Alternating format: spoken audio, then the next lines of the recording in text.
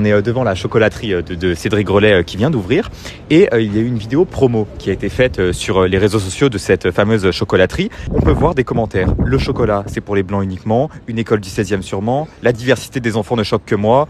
Il n'y a aucun petit Renoir ou Asiate. Des enfants triés sur le volet, on dirait. Que des enfants blancs. Le manque de diversité chez les enfants, c'est effrayant. Les enfants noirs n'ont pas le droit au chocolat, etc., etc., etc. Est-ce que ces commentaires, ça vous choque? Un des principes même du wokisme, c'est de voir des discriminations là où personne n'en voit. C'est ce que Charles Julian Moore appelle la paranoïa saine. Effectivement, leur capacité, c'est de voir partout du racisme.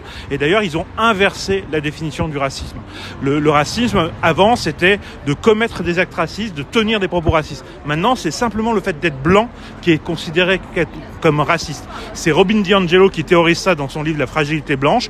Et on a un penseur universitaire américain qui s'appelle Ibrahim Kendi qui va jusqu'à dire que si un blanc ose dire qu'il n'est pas raciste, c'est la preuve de son suprémacisme. C'est du suprémacisme blanc.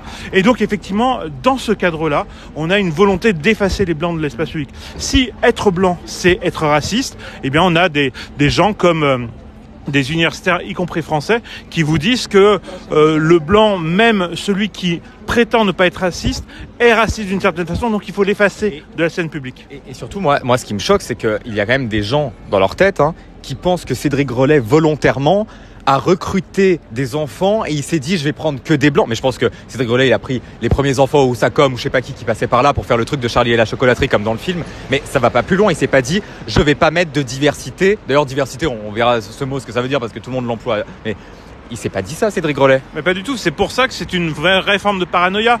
Mais malheureusement, cette conception d'un racisme qui serait dans l'air du temps, qui ferait qu'il y aurait du racisme partout et que n'importe quelle petite anecdote est raciste, c'est quelque chose qui aujourd'hui est de plus en plus accepté, y compris par la majorité des Français. Il y a un sondage IFOP de 2021 qui dit que 54% des Français pensent que ce concept de racisme systémique est pertinent. C'est une vraie forme de syndrome de Stockholm.